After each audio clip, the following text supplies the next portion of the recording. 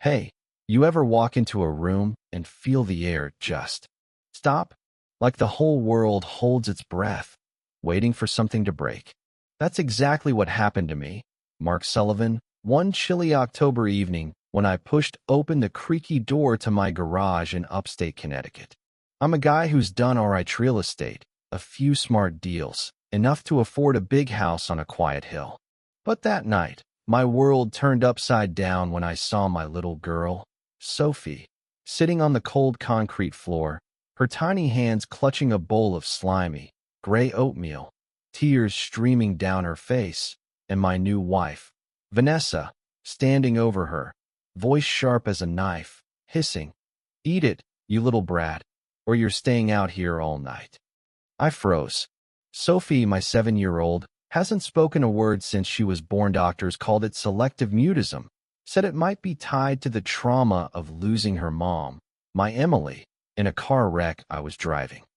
That guilt's been my shadow for years, heavy, always there. I built this big life for Sophie: fancy tutors, private schools, anything to make up for what I couldn't fix. But seeing her like that, trembling, her big brown eyes pleading with the floor instead of me, it hit me like a freight train. I'd been so busy chasing deals, I didn't see the monster living in my own house. Let me back up. After Emily died, I was a mess, lonely, drowning in guilt, trying to raise Sophie alone. She was so small, so quiet, like she carried the weight of that crash too. I thought marrying Vanessa would fix things.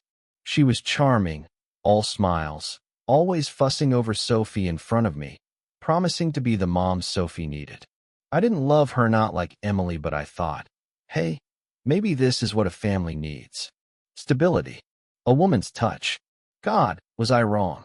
Vanessa had everyone fooled: the neighbors, the HOA, even me. She'd play the doting stepmom at block parties, but behind closed doors, she was a different beast. That night in the garage, I snapped out of my daze. "Vanessa, what the hell is this?" My voice came out low, shaking. She spun around, her face flipping from rage to this fake, syrupy concern. "Oh, Mark, you're home early." Tu was just trying to teach Sophie some discipline. "She's so picky, you know." "I'm only trying to help." Her eyes were wide, but I saw through it. Those crocodile tears didn't fool me anymore. Sophie dropped the bowl, oatmeal splattering across the floor, and Vanessa's mask slipped for a second. "Look at this mess," she snapped, jabbing a finger at Sophie. "Clean it up now." I stepped between them, heart pounding. "Enough. Get away from her." Sophie clung to my leg, shaking, and I scooped her up, her little body so light it scared me. Vanessa followed us inside, her voice all soft again, like she could talk her way out of it. "Mark, honey, you're overreacting. I'm pregnant. You know hormones make me a little short-tempered. I just want what's best for her." Pregnant. That was her trump card, dropped like a bomb to shut me up. I didn't buy it, not after what I'd seen, but I didn't have proof yet. I just held Sophie tighter, whispering, "You're okay, kiddo. I'm here." The next few days, I started noticing things. Sophie was skinnier than I remembered, her cheeks hollow, her eyes always darting like she was waiting for something bad. I found a moldy piece of broccoli stuffed in her jacket pocket, like she was hiding it. Then, one night, I caught her drawing in her notebook a shaky sketch of a locked door, a little girl inside, and a woman in a red dress standing outside, arms crossed. My stomach churned. That was Vanessa's dress. Sophie was telling me something, screaming it in her own way, and I'd been too blind to listen. I started digging. First, I checked the security cameras I'd installed in the house, stuff I never bothered looking at before. What I found made my blood run cold. Clips of Vanessa dragging Sophie to the garage, locking her in for hours, yelling things like, "You're a burden, you mute little freak." I saved every second of it. Then I talked to folks around the neighborhood. Mrs. Clara, the sweet old lady next door, admitted she'd heard crying from our place, but thought it was just kids being kids. Our old gardener, Pete, told me he'd seen Sophie sitting alone in the garage once, looking starved, but Vanessa brushed it off as timeout. Even Sophie's teacher, Ms. Harper, pulled me aside, worried, saying Sophie was zoning out in class, barely eating her lunch. The kicker came from our new maid, Jenny, this quiet girl in her 20s who always kept her head down. I cornered her one morning, showed her Sophie's drawing, and said, "Jenny, I need the truth. What's happening to my daughter?" She looked like she might bolt, but then her eyes filled with tears. She pulled out her phone, hands shaking, and played a recording of Vanessa ranting. "That kid's in my way. Once I get Mark to sign over the estate, she's gone boarding school, foster care, I don't care." I felt like I'd been punched. Vanessa wasn't just cruel, she was playing a long game, eyeing my money, my house, maybe even trying to push Sophie out to secure her new family. Vanessa got bolder, though. She must have sensed I was onto her, because she started bringing in reinforcements. One night, she invited over this slick lawyer, Tom Grayson, and a so-called child psychologist, Dr. Ellis, who joined via video call. They sat me down with a stack of papers, claiming Sophie had emotional dysregulation and needed to be isolated for her own good. Vanessa slid the papers toward me, her voice all honey. "Mark, sign these. It's for Sophie's treatment. You don't want to lose her, do you?" I looked at Sophie, sitting there, picking at her food, her hands trembling. She signed something, slow and clumsy, something we'd practiced in therapy years ago. Not sick. My heart stopped. She was fighting back, in her own quiet way. I didn't sign. Instead, I called Ms. Harper, who'd already filed a report with the county police. The next day, Detective Carla Lopez showed up at our door, badge in hand, eyes sharp. "Mr. Sullivan, we're here about a child safety concern." Vanessa tried to play it off, laughing.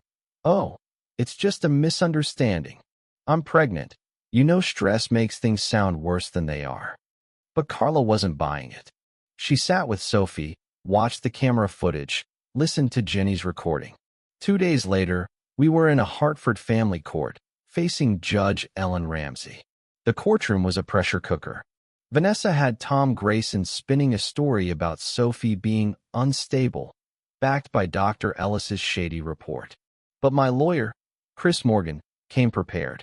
He played the security footage, Vanessa's voice echoing, "You're a burden," and showed Sophie's drawings, each one a silent scream. Jenny testified, voice shaking, about seeing Sophie locked in the garage for days. Ms. Harper talked about Sophie's weight loss, her fear. Then Sophie herself, brave as hell, handed the judge a note. Judge Ramsey read it aloud. "I trust my dad." I choked up. Vanessa's face twisted, and she snapped, "You'll lose everything, Mark." The room went dead silent. Carla stepped up with a bombshell recording from Vanessa's phone, plotting with Grayson and Ellis to fake her pregnancy and seize my estate. Turns out, there was no baby, just a forged certificate and a paid-off doctor. The gavel came down hard. Vanessa was charged with child abuse and fraud. Grayson and Ellis were hauled in for questioning. Along with a local official Vanessa had bribed to keep social services off her back. Sophie was mine, full custody, no strings. We walked out of that courtroom, her hand in mine, and for the first time, I saw her smile, a real one, small but bright. Life's different now. Sophie and I see a therapist, Dr. Rachel Kim, who's teaching us sign language together. We laugh when I mess up the signs, and Sophie corrects me, her fingers guiding mine. She draws all the time now, pictures of our house, the park, me and her under a big yellow sun. The neighbors, Clara and Pete, check in, bringing pies or just stories. Jenny's still around, braver now, speaking up when she sees something wrong. I'm learning to listen, really listen, to Sophie's silence. It's not empty, it's full of her heart, her strength. But here's the thing that keeps me up at night. How many other kids are out there, stuck in their own locked garages, too scared to speak? Vanessa wasn't just after my money, she was jealous, hated Sophie for being Emily's kid, not hers. That kind of darkness festers in quiet neighborhoods, behind perfect lawns and HOA smiles. I missed the signs for years. Could you spot them in your own backyard? So, tell me who had hit you hardest in this story. Sophie's note to the judge, or maybe that moment I finally saw her drawings for what they were. Have you ever had to choose between staying quiet and standing up, knowing it'd cost you? Drop a comment. Share your thoughts. I read every one. If this story moved you, pass it on to someone who needs to hear it. And hey, hit that follow button. We're all about stories that light up the truth, one spark at a time. Stay safe out there, and take care of each other.